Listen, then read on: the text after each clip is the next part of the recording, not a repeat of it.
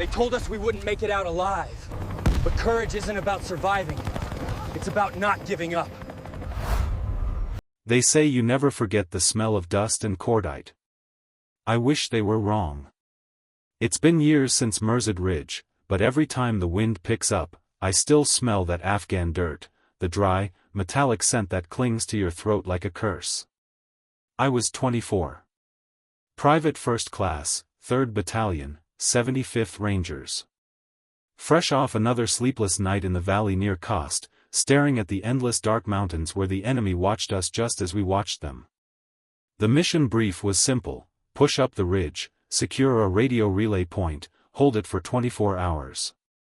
But in Afghanistan, simple doesn't exist. We were 6 men that day.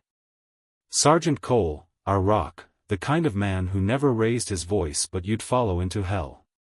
Martinez, machine gunner, loud, always smiling, the squad's heartbeat.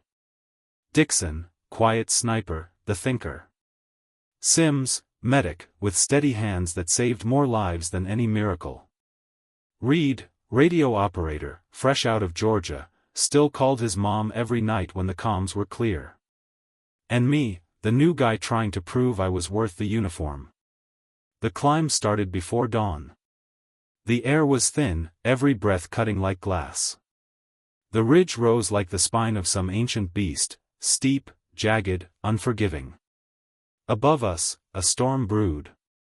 The mountains never warned you before they struck. Halfway up, Reed's radio crackled. Command said weather was closing in faster than expected. We had 2 hours before comms would go dark. Cole gave the order anyway: we move. Ridge won't climb itself. That was the thing about Cole: no excuses. Just mission. By the time we reached the top, the wind was screaming. Clouds swallowed the sun. We set up the relay and started fortifying the position. Dixon scanned the valley with his scope, muttering, "Something's off. Too quiet." He was right. Minutes later, the first shot cracked, distant, but close enough to whistle past my ear. Then came the echo of 100 rifles from the valley below. We dove for cover, adrenaline flooding every cell in my body. Martinez opened up with the M240, the roar echoing across the mountains like thunder. That's when I realized, we weren't holding a ridge. We were in a trap. The enemy knew we were coming. They were already waiting. Cole's voice cut through the chaos: "Hold your ground. No one moves. We fight from here." And we did, for hours that felt like days, pinned down by fire from unseen enemies, the storm turning dirt into mud, bullets into lightning. By nightfall, the radio was dead. We were alone, 6 men, cut off, surrounded, and running low on ammo. And as I pressed my back against a cold rock, staring into the endless darkness, I remember thinking, this is where boys become ghosts. Night fell like a curtain, and the mountain turned from enemy to accomplice, shadows moving, whispers of wind masking distant footsteps. The kind of dark where your own heartbeat feels too loud. Cole checked his watch by flashlight: "Quick, no glow." "They'll come again before dawn," he said, voice steady, like he was discussing the weather. We were down to half ammo. Martinez's gun barrel smoked from constant bursts. Reed was trying to get a signal through the static, his fingers trembling. Sims moved between us, whispering, "Breathe. You panic, you die." I kept my rifle tight, eyes fixed on the tree line below. Every flash of lightning revealed movement, silhouettes shifting between rocks. They were watching. Waiting. Then, around 0300, the rain stopped. And the silence that followed was worse than the gunfire. "Get ready," Dixon muttered, his scope glinting. "They're coming." The first RPG hit 20 meters below us. The blast sent a wave of heat up the ridge, showering us in dirt and rock. Martinez cursed, swung his gun, and unleashed a storm of rounds. Tracer fire cut through the black like fireflies from hell. Multiple contacts, east and south. Dixon shouted. Hold positions. Cole barked. The air filled with the sound of war, the deep rhythm of gunfire, the screams of the wounded, the shouts of commands swallowed by thunder. A round tore through the sandbag next to me, spraying my face with grit. I returned fire blind, the recoil slamming into my shoulder. Somewhere to my left, Sims yelled, someone was hit. Reed's down. I crawled toward them, mud sticking to my hands. Reed was on his back, chest rising fast, blood dark against his uniform. Sims worked fast, wrapping gauze, pressing down hard. Hold on, kid, he said, voice tight. You're not dying here. But Reed's eyes, they were distant already, staring past the storm, past us all. Cole crouched beside us, his face lit by muzzle flashes. He looked at me. Stay sharp. We're not done. Something inside me cracked then, fear, grief, maybe both, but I didn't freeze. I loaded my last mag, wiped rain from my eyes, and went back to the fight. Hours bled together. Fire, reload, duck, repeat. By dawn, the attack stopped. Smoke drifted over the valley like fog. We were still alive, 5 now. Cole walked the perimeter, slow and heavy.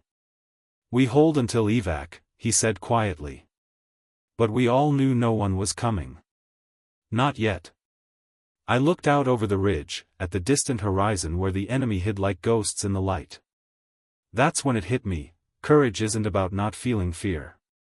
It's about standing when fear is the only thing keeping you company.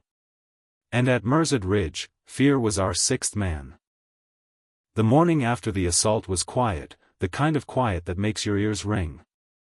No birds, no wind, just the hum of smoke still rising from burned-out trees. I remember sitting against a rock, rifle in my lap, my hands shaking so badly I could barely hold it. My throat was raw from shouting. My eyes stung from the mix of smoke, sweat, and grief. Reed's body lay under a poncho beside the relay tower. We couldn't bury him, the ground was too hard, and the enemy was still out there watching. Cole knelt beside the broken radio, his hands black with grime. If we can get this thing up, he said, command can vector a drone, maybe even an evac. Can't be fixed, Dixon muttered, looking through his scope. A round hit the antenna clean. Cole didn't respond. He just kept working. He was the kind of man who refused to hear the word impossible. Sims checked what was left of our supplies, 2 mags each, 1 medkit, a handful of rations soaked from the rain. We're running on fumes, Sarge. Cole didn't look up. Then we'll make fumes last. By noon, the heat returned. The sun beat down like a punishment, reflecting off the rocks until everything shimmered. We took turns on watch. No one spoke. Then, around 1500, Dixon spotted movement, 3 figures creeping up the ridge from the north. He took one look through his scope and whispered, "They're scouting. Testing us." Cole nodded. "Let them get close." We waited, still as the stones around us. When the first one reached 50 yards, Cole raised his hand, then dropped it. 3 bursts cracked through the silence. The scouts went down. But that meant they knew exactly where we were now. 10 minutes later, the radio crackled. Reed's radio. The one we thought was dead. I'll never forget that sound, faint, broken, but alive. "This is Falcon, copy, anyone?" Cole's eyes lit up. "Base. This is Ranger 1. We're pinned at Mirzad Ridge, requesting immediate support." Static. Then a garbled voice. "Ranger 1, hold, storm incoming, extraction delayed, hold position." The line died. The storm. Again. Cole exhaled slowly, his face unreadable. Then he looked at each of us, one by one. "They're coming back.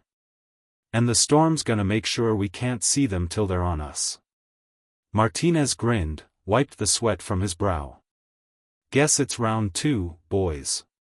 That night, as the sky turned dark and thunder rolled over the ridge, I sat beside the radio, listening to nothing but static and rain. And I realized something no one ever tells you before a war.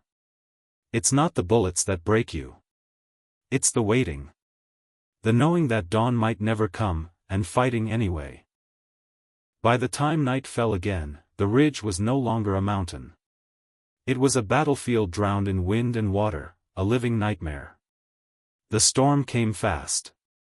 Rain hammered down in sheets so thick you could barely see your own boots.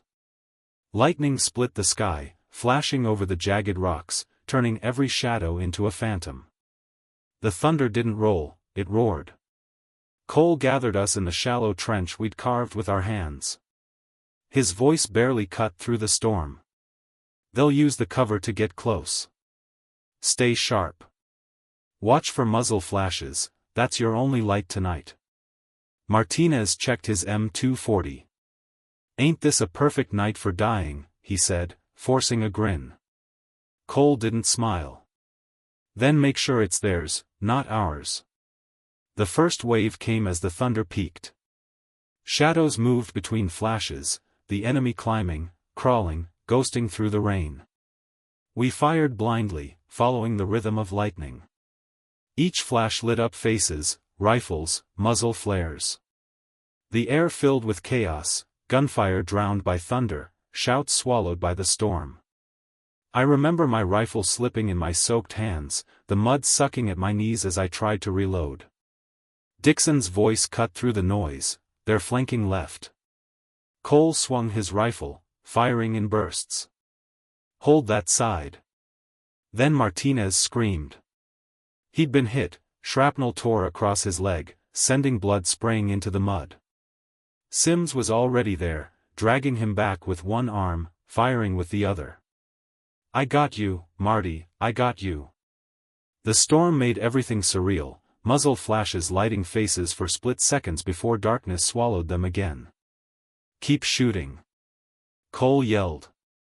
They're testing our line. And we did, until my last mag was gone. The sound of gunfire thinned.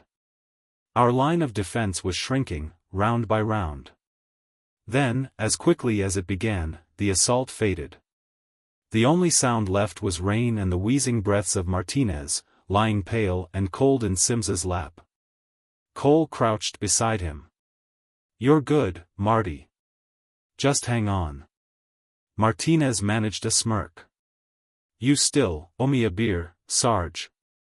Then his eyes closed. No one spoke for a long time. Even the storm seemed to go quiet for him. When I finally looked up, I saw Cole's jaw tighten. He didn't cry, not him. But he laid Martinez's helmet beside him like a tombstone, then whispered, You held your ground, brother. That's all anyone can do. The storm carried his words away. That night, none of us slept. Dixon kept watch. Sims cleaned his bloody hands in the rain. Cole sat by the dead radio, staring at it like he could will it back to life. And I sat beside him, gripping my rifle, afraid of what the dawn would bring. Because I knew now, the ridge wasn't just a fight. It was a test. Of heart. Of will. Of what it truly means to stand when the world itself tries to bury you. Morning came without sunlight. The ridge was buried in fog so thick it felt like breathing ghosts. The storm had passed, but it left the world gray, broken, and silent, the kind of silence that makes you wonder if you're the last man alive. Martinez was gone. We wrapped him in his poncho and laid him beside Reed. Cole said a prayer, not loud, just a whisper that vanished into the mist. Then he looked up. We're moving. Sims frowned. Where? Down the eastern slope, Cole said. There's a dry creek bed 2 clicks out. If we reach it, we can regroup, find cover, and maybe, get comms again.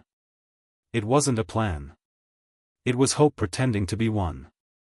But none of us argued. We packed light, rifles, ammo, water, the radio guts Cole still refused to give up on. Every step downhill was a fight, the mud clung to our boots, the air burned in our lungs. My hands blistered from gripping my rifle. Halfway down the slope, the fog thickened. You couldn't see 5 feet ahead. Cole motioned for a stop, raising a clenched fist. I froze, heart pounding. The air felt wrong, heavy. Then came a sound, faint at first, then closer. Footsteps. Multiple. Dixon whispered, "They're hunting us." We dropped to our knees, crawling between rocks slick with rain. The footsteps grew louder. Then voices, foreign, sharp, confident. They were above us. Cole mouthed, "Hold."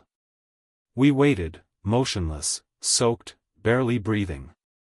A figure passed so close I could see the pattern on his boots. Another followed, scanning the ground. One more second, and they would have seen us. Dixon's finger hovered near his trigger. Cole gave the tiniest shake of his head, "No." We waited until the voices faded. The fog swallowed them whole. Only when Cole exhaled did I realize I'd been holding my breath for almost a minute. We moved again, slower, quieter, deeper into the valley. By mid-afternoon, we found what was left of an old Soviet outpost, half-buried, rusted walls, a collapsed roof. Shelter. Cole ordered Dixon to set up a perimeter while Sims checked our wounds. My shoulder was raw from recoil and my knees ached from the climb. I didn't care. The small fire we lit felt like heaven. For the first time in days, we spoke. Not about the war. Not about the dead. Just small things. Cole's daughter's 6th birthday. Sims's dream of opening a bar back home. Dixon's obsession with old cars. I realized then, war doesn't destroy everything. Sometimes it just strips you down until only truth remains.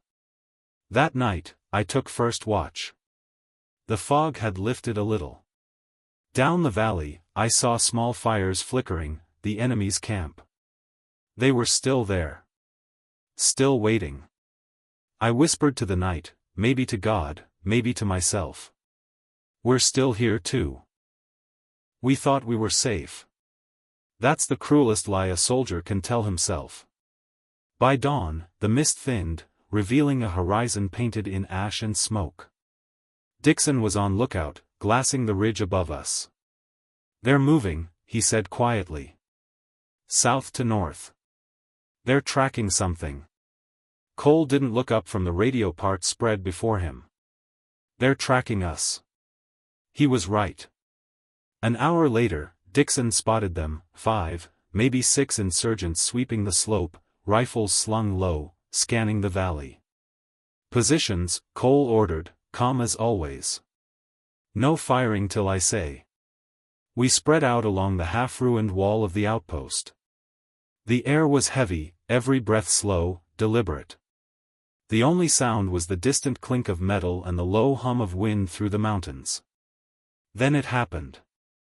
A single crack of a rifle. Dixon dropped instantly, one clean shot through the chest. "Contact!" Cole roared. The valley exploded. Automatic fire rained down from the ridge. Bullets slammed into stone, kicking up shards that tore through my sleeves. I dropped behind cover and returned fire. The enemy was close, using the elevation to pin us in. "Smoke out!" Cole yelled.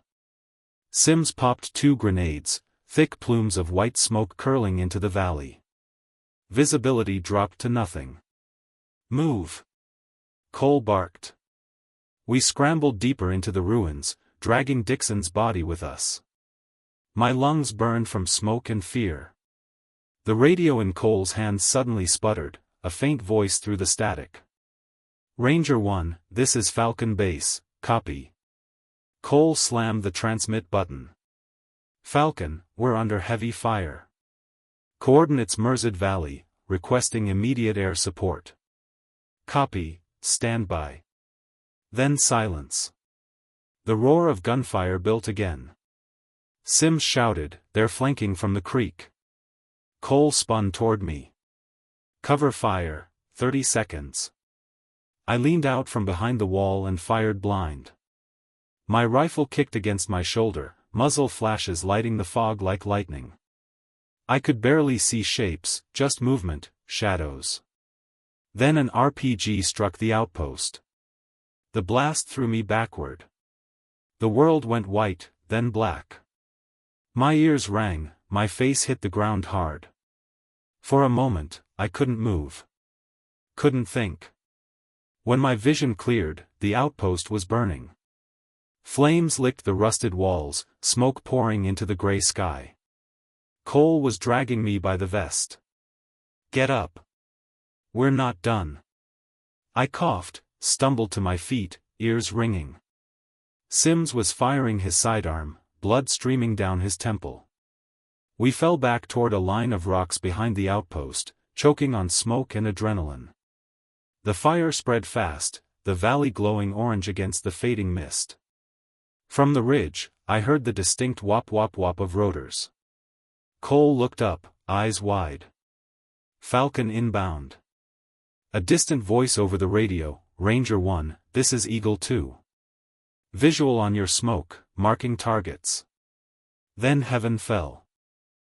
The first missile screamed over our heads, striking the ridge where the insurgents had been firing from. The explosion shook the valley. The next one hit seconds later, fire tearing through the fog. When the dust settled, silence returned, this time real, deep, final. Cole lowered the radio, breathing hard. His face was smeared with soot, eyes empty and alive all at once. Sim sat beside Dixon's body, shaking his head. I realized then, victory in war doesn't feel like winning. It just feels like surviving. And for the first time in days, I wasn't sure which one we'd done. The chopper never landed. It circled the valley once, twice, then vanished into the clouds, low fuel, low visibility. We heard the last echo of its rotors fade into silence, and that's when the weight hit us. We were alone again. 3 men now, Cole, Sims, and me. Dixon and Martinez were gone. Reed was buried on the ridge. Cole stood by the burning outpost, hands on his knees, his voice steady but low. "We move before sunset. The enemy won't quit, and neither do we." Sims nodded, but I could see the cracks. His eyes were hollow, movements slow.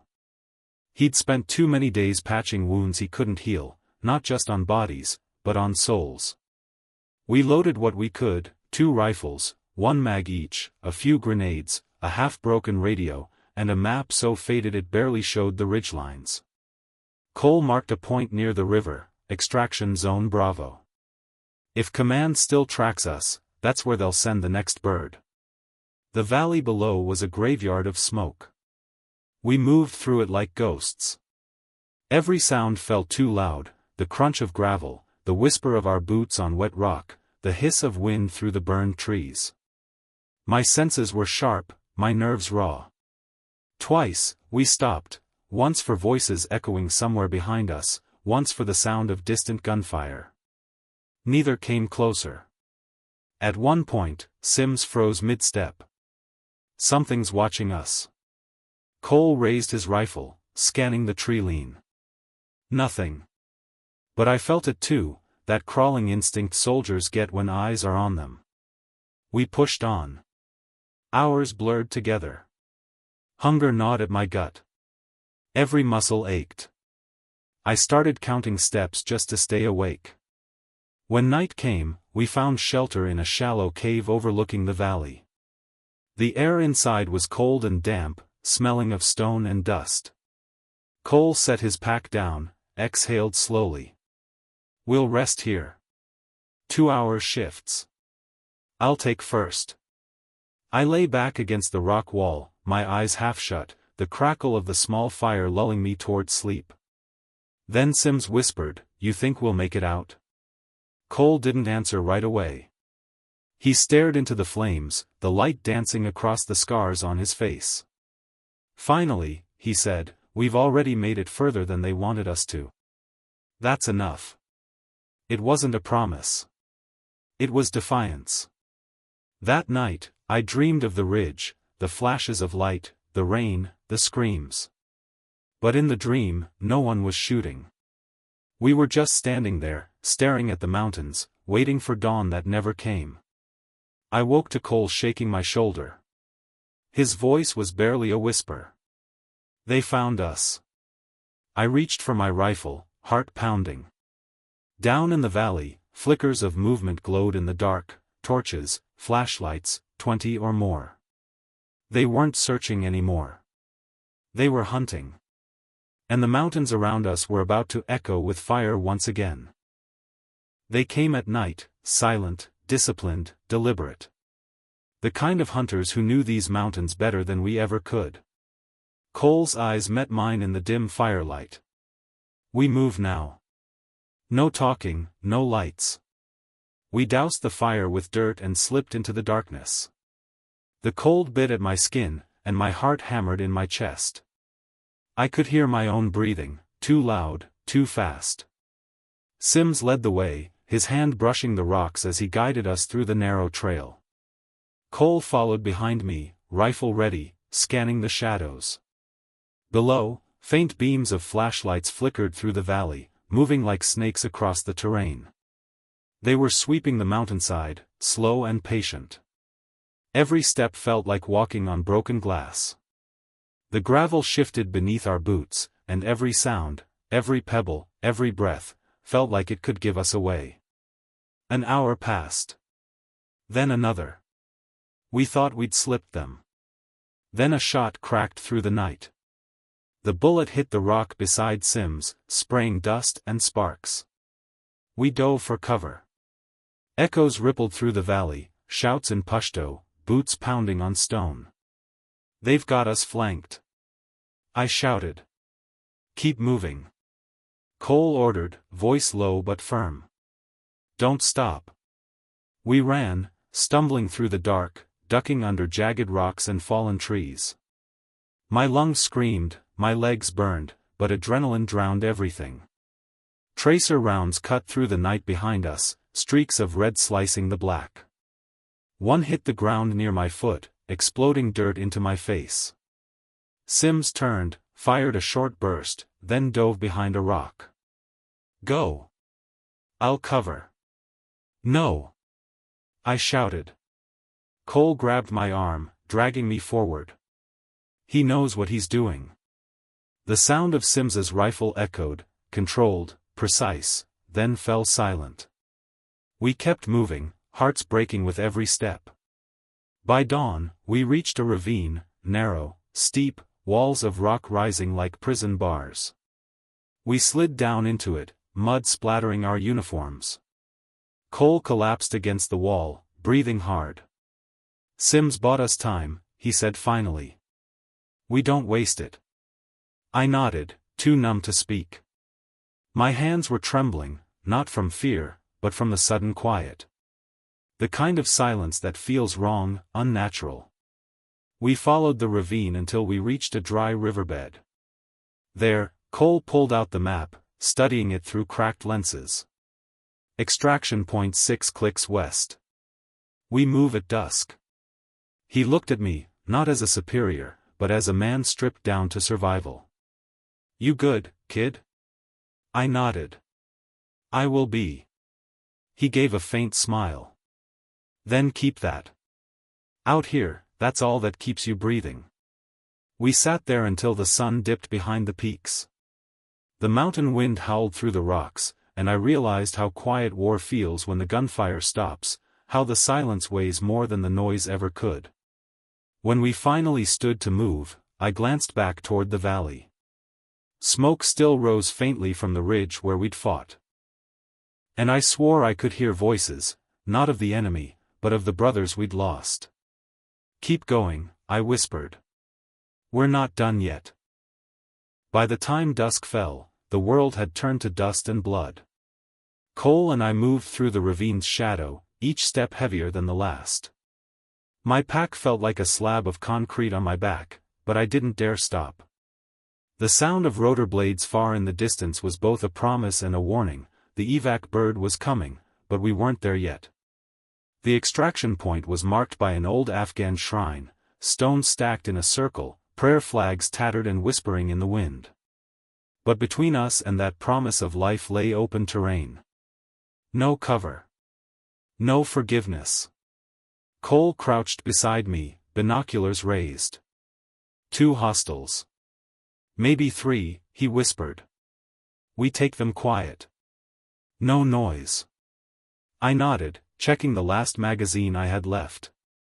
The metal clicked into place with a dull finality. 1 clip, 2 men, maybe 3. We crawled through the dirt, moving inch by inch. The cold bit through my gloves, and my chest screamed from exhaustion. When we were close enough to smell their campfire, Cole motioned for me to flank right. I moved into position. My heart pounded so loud I swore they could hear it. 1 man stood by the fire, his rifle slung carelessly over his shoulder. I rose slowly, aimed, and fired a single shot. He dropped before he even hit the dirt. Cole took the other 2 in rapid bursts, clean, efficient.